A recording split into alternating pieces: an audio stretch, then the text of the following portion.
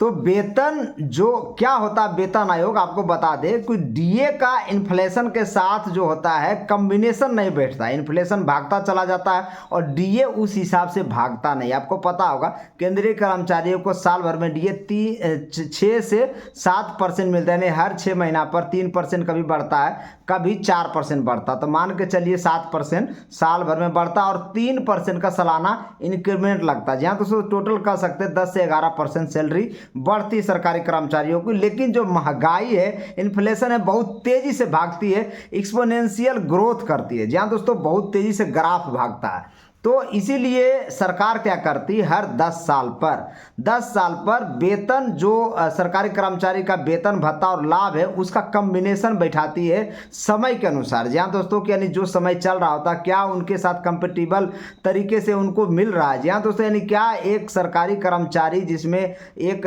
परिवार में 4 सदस्य होते हैं, पति पत्नी और 2 बच्चे को लेकर चलती है, मिनिमम जो कैलोरीफिक वैल्यू होता है 2700 माना जाता है कैलोरीफिक वैल्यू, और कितना खर्चा होता है मिनिमम वेजेज, यानी कह सकते हैं कि पूरे दिन भर में कितना वो साग सब्जी के लिए कितना जरूरत पड़ता है, वो सारी चीज़ें कैलकुलेशन करती है। जी हाँ दोस्तों, इसी हिसाब से वेतनमान का गठन होता है और मल्टीप्लाइंग फैक्टर का हिसाब होता है। जी हाँ दोस्तों, आपको बता दें 7th पे कमीशन की बात हम बता देते हैं, उस समय मल्टीप्लाइंग फैक्टर था 2.57। जी हाँ दोस्तों, जबकि एक्चुअल तरीके से आप जोड़ें तो वेतनमान जो होता है 100% यानी 1 उसको माना जाता है, और उस समय डीए चल रहा था 125% यानी 1.25 उसको जोड़ा जाता है, यानी टोटल उस समय फिटमेंट फैक्टर होता था 2.25, लेकिन सरकार 0.32 बढ़ाकर दी थी, यानी कि 2.57 फिटमेंट फैक्टर रखी थी। जी हाँ दोस्तों, यानी कि कह सकते हैं कि 7,000 रुपया छठा वेतन आयोग में जो मिलता था उसमें 2.57 जब आप मल्टीप्लाई करेंगे तो लेवल 1 के जो कर्मचारी है वो 18,000 बेसिक बनता था।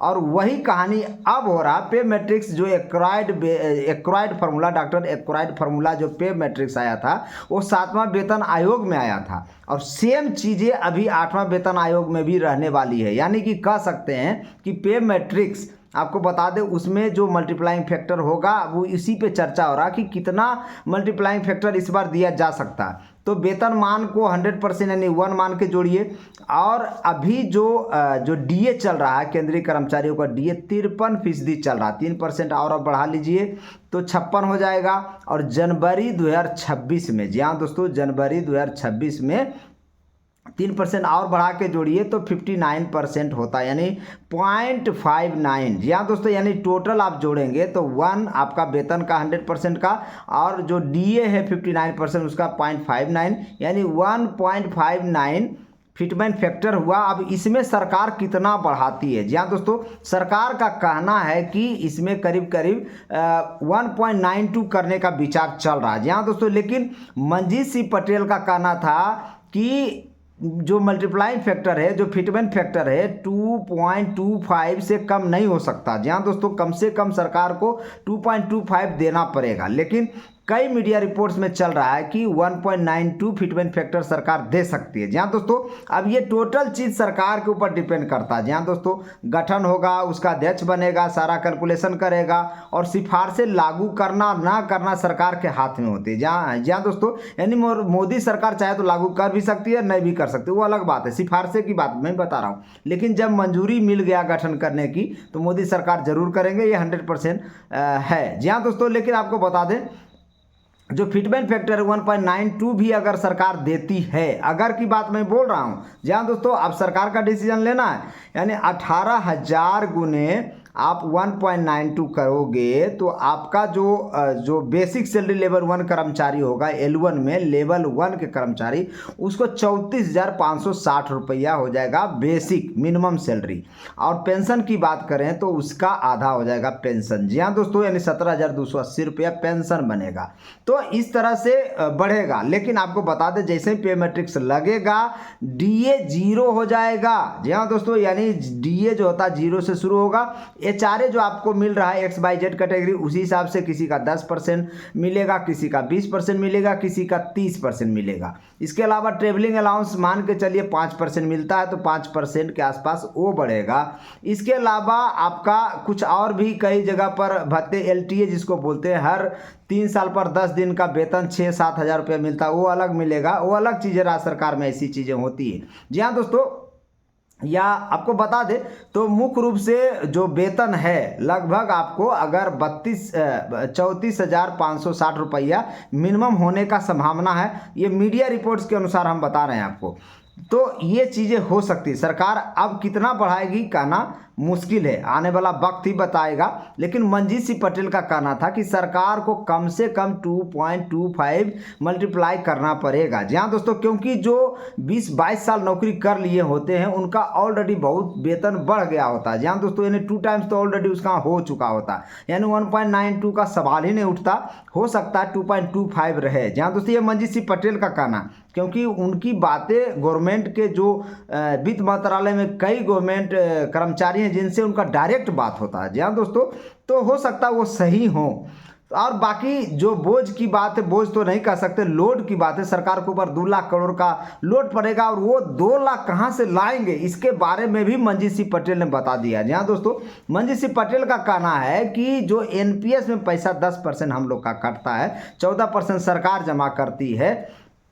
आपको पता होगा कि हर महीने 12,000 करोड़ रुपया का इन्वेस्टमेंट होता है, 12,000 सालाना 1,44,000 का इन्वेस्टमेंट होता है NPS में, यानी NPS के खजाने में 15 से 16 लाख करोड़ रुपया पड़ा हुआ है। जी हाँ दोस्तों, ये बहुत बड़ा रिटर्न दे सकता है सरकार का। मंजीत सिंह पटेल का कहना है कि अगर हमको 7.1% के हिसाब से भी रिटर्निंग मिले तो बहुत बड़ा अमाउंट हो जाएगा।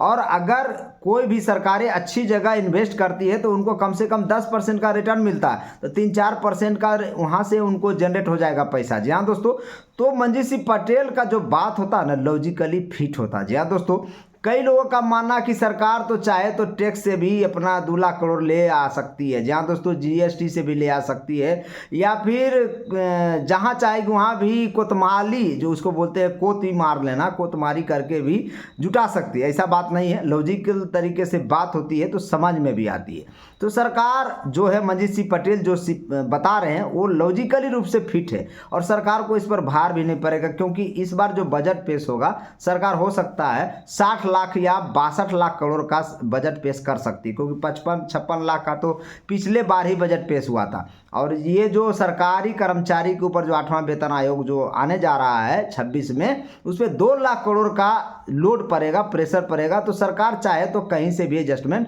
कर सकती है। ये मंजीत सिंह पटेल ने फॉर्मूला भी बता दिया। जी हाँ दोस्तों, रही बात परचेजिंग पावर की, तो परचेजिंग पावर तो बढ़ती है, लेकिन 8वां वेतन आयोग आने से कई चीज़ें की दाम बढ़ जाती है। तो कई लोगों का मानना है कि जब आप कपड़ा खरीदने जाते हो या फिर कहीं होटल में घूमने जाते हो तो उसका भी 8 पे कमीशन उसमें भी लग गया होता है, यानी कि वहाँ पर भी महंगाई बढ़ जाती है। तो सरकारी कर्मचारी को पता ही नहीं चलता है कि पैसा बढ़ा है तो हम उसका यूज किस तरह से करें। लेकिन आपको बता दें, इकोनॉमी के ऊपर प्रभाव पड़ता है। जब वेतन बढ़ेगा तो सरकारी कर्मचारी कुछ मार्केट में ही इन्वेस्ट करेंगे। अल्टीमेटली कहाँ इन्वेस्ट करेंगे?